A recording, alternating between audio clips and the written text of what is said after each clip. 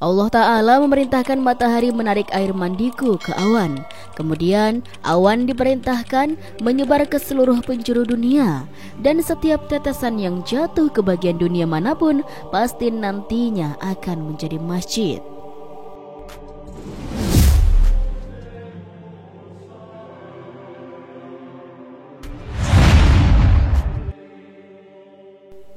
Assalamualaikum warahmatullahi wabarakatuh. Kejadian gaib saat memandikan jenazah Rasulullah SAW. Hidup dan mati adalah ketentuan Allah Subhanahu wa Ta'ala. Setiap jiwa akan merasakan mati.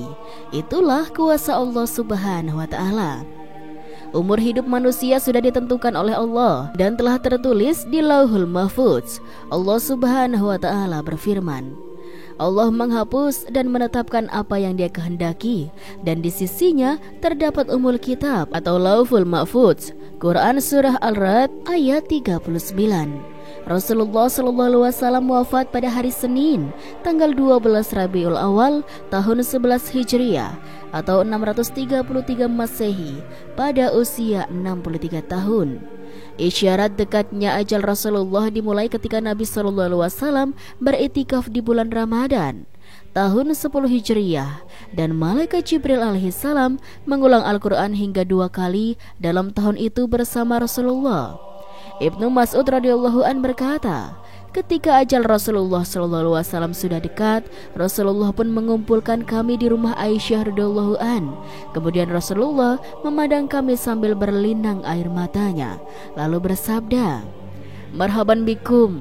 Semoga Allah memanjangkan umur kamu semua. Semoga Allah menyayangi, menolong, dan memberikan petunjuk kepada kamu." Kemudian Rasulullah pun bersabda, "Tenanglah. Semoga Allah mengampuni kamu semua. Apabila kamu semua telah memandikan dan mengkafaniku, maka letakkanlah aku di atas tempat tidurku di rumahku ini, di tepi yang kuburku. Kemudian keluarlah kamu semua dari sisiku. Maka yang pertama-tama mensalatkan aku adalah sahabatku Jibril alaihissalam, kemudian Mikail, kemudian Israfil, kemudian malaikat Israel beserta bala tentaranya. Kemudian masuklah kamu dengan sebaik-baiknya, dan hendaklah yang mulai sholat adalah kaum lelaki dari pihak keluargaku, kemudian yang wanita-wanitanya, dan kemudian kamu semua." Ibnu Rajab mengatakan saat Rasulullah wafat, kaum muslimin tercengang hebat. Ada yang tercengang hingga tak sadarkan diri, ada pula yang tidak bisa berkata-kata. Ada yang tidak mau lagi tinggal di Madinah, seperti Bilal bin Rabah.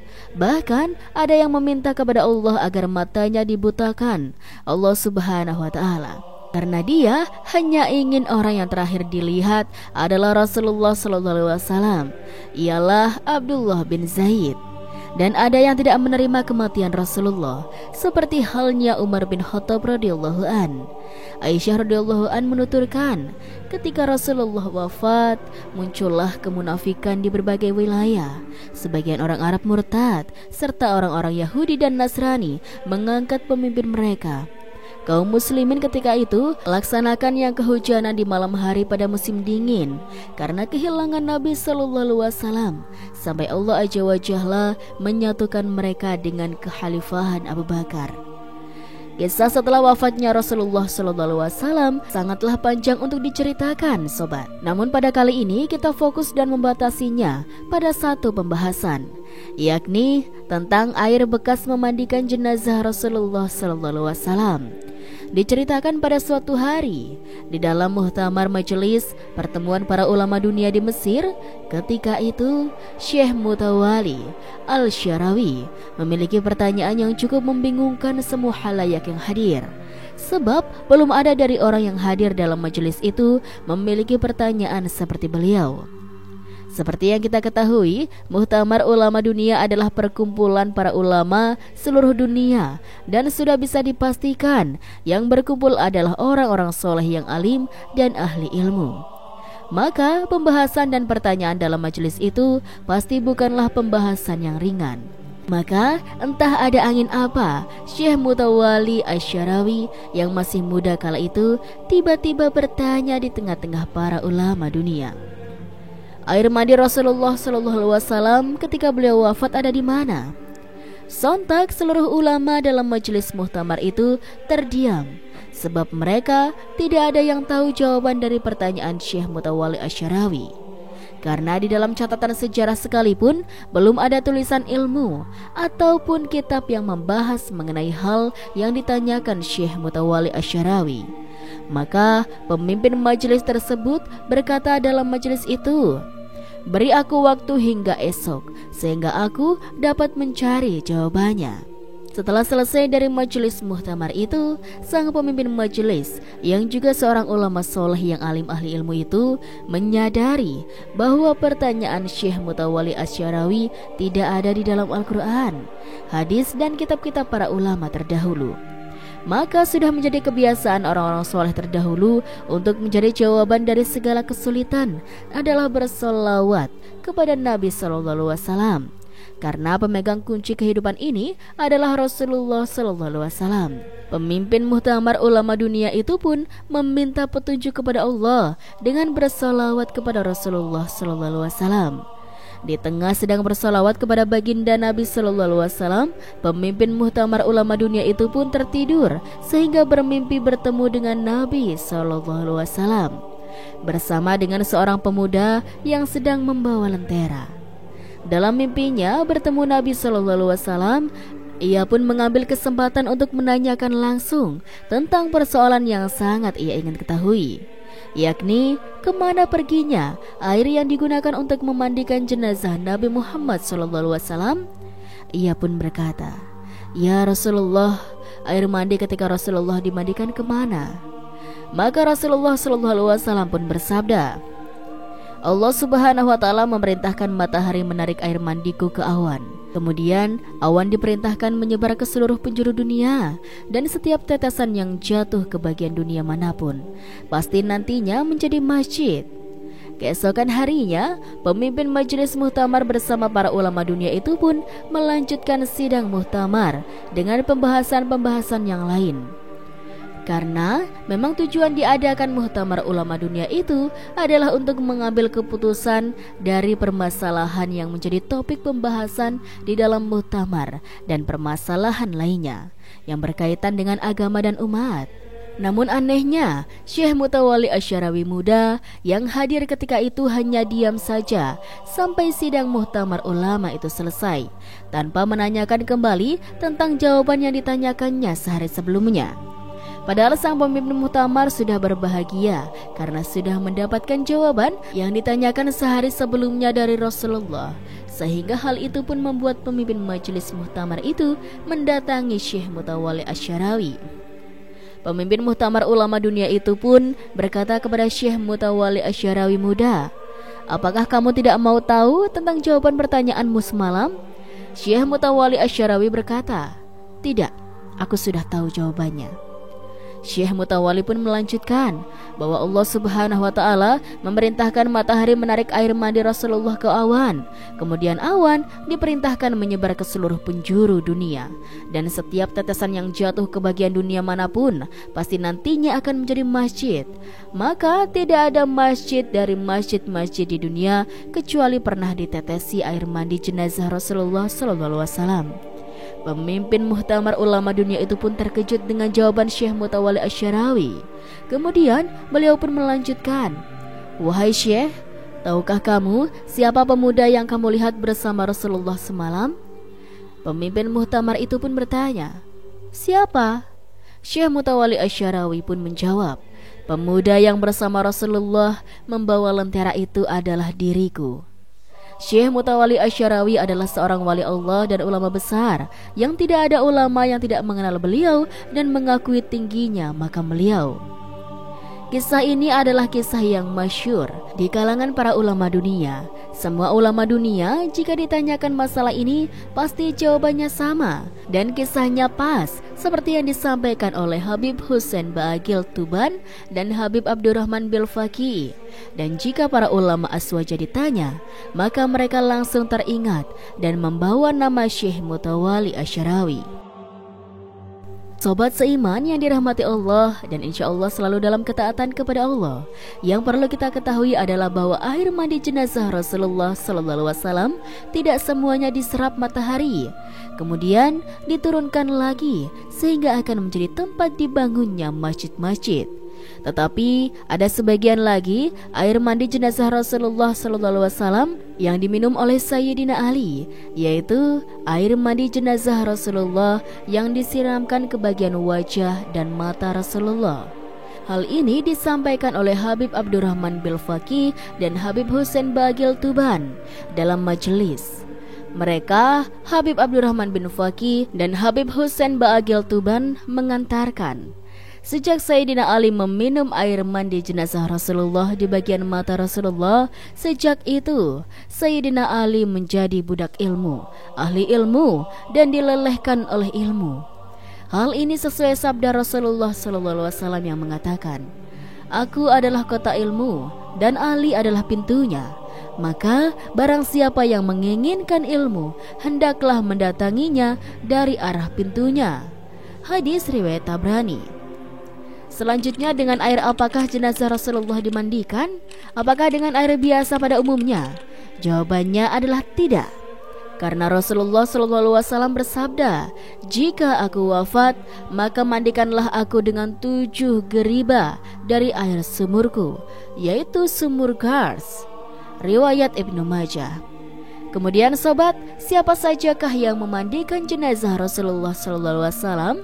Menurut Ibnu Hashim, saat proses pemandian jenazah Rasulullah, terdapat para sahabat Nabi yang turut memandikannya, yakni Sayyidina Ali bin Abi Thalib, Abbas bin Abdul Muthalib, Al-Fadl bin Abbas, Qutham bin Abbas, Utsman bin Zaid, Syukran Maulan, dan Aus bin Hauli.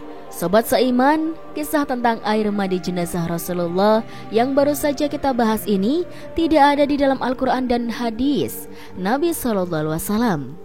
Karena kejadiannya setelah Rasulullah SAW wafat, dan artinya wahyu tidak ada turun lagi dan hadis tidak bertambah lagi. Namun walaupun wahyu sudah tidak ada lagi, ilham dari Allah Subhanahu wa Ta'ala tetap masih ada. Dan yang paling dekat menerima ilham di antara umat Nabi Muhammad SAW adalah para wali, para ulama, dan orang-orang soleh. Kisah ini juga menyampaikan kepada kita tentang rahasia bersolawat kepada Nabi Muhammad SAW. Para wali, para ulama, dan orang-orang soleh tidak bisa jauh dari solawat. Setiap mengalami masalah, kesulitan, kebuntuan, hingga dalam hal apapun, mereka menyelesaikannya dengan bersolawat. Karena mereka tahu solawat bukan hanya perintah atau amalan soleh saja, tetapi solawat kepada Rasulullah SAW adalah kunci pembuka segala urusan dunia. Solawat dapat menjernihkan hati dan makrifat bila. Salawat dapat mengusulkan tanpa guru. Salawat diterima secara mutlak oleh Allah Subhanahu wa Ta'ala. Salawat menambah rasa cinta kepada Allah Subhanahu wa Ta'ala dan Rasulnya. Mudahnya tercetak pribadi Rasulullah SAW dalam hati yang membaca salawat. Orang yang ahli salawat ketika sakaratul maut akan didatangi oleh Rasulullah SAW dan mudah mimpi bertemu Rasulullah. Wallahu alam. Bersalawat atau mengucapkan doa kepada Nabi Muhammad SAW adalah dianjurkan kepada umat Islam. Tak hanya umat beliau, sobat, malaikat juga diperintahkan Allah untuk bersalawat kepadanya. Mengapa demikian? Allah Subhanahu wa Ta'ala berfirman dalam Al-Quran surat Al-Ahzab ayat 56, yang artinya, sesungguhnya Allah dan para malaikatnya bersalawat untuk Nabi. Wahai orang-orang yang beriman, bersalawatlah kamu untuk Nabi dan ucapkanlah salam dengan penuh penghormatan kepadanya.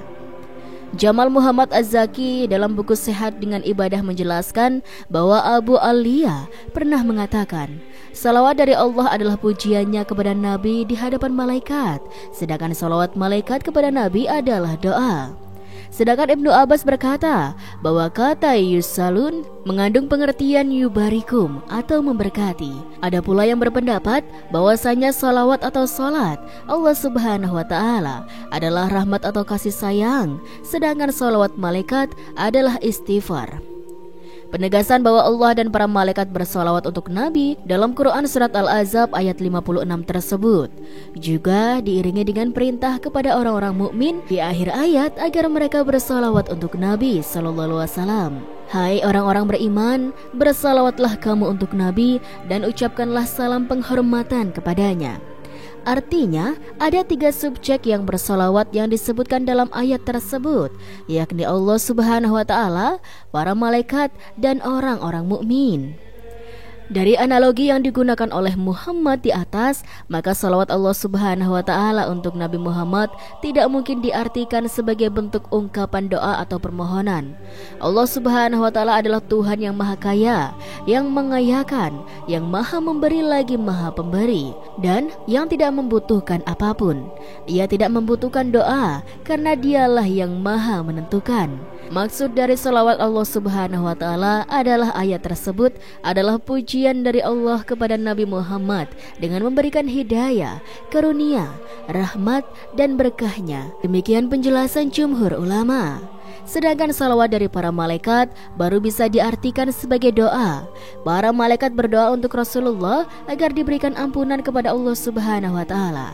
Para malaikat juga berdoa untuk orang-orang yang beriman sebagaimana terekam dalam Quran Surat Al-Ahzab ayat 43, yang artinya, Dialah yang memberikan rahmat kepadamu dan malaikatnya memohon ampunan untukmu supaya Dia mengeluarkan kamu dari kegelapan kepada cahaya.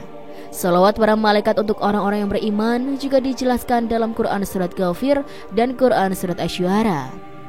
Adapun salawat orang-orang yang beriman kepada Rasulullah juga berarti doa, sebagaimana mereka diperintahkan untuk meminta wasilah dan keutamaan untuk beliau setelah mendengarkan azan, dan bersalawat ketika disebutkan nama beliau.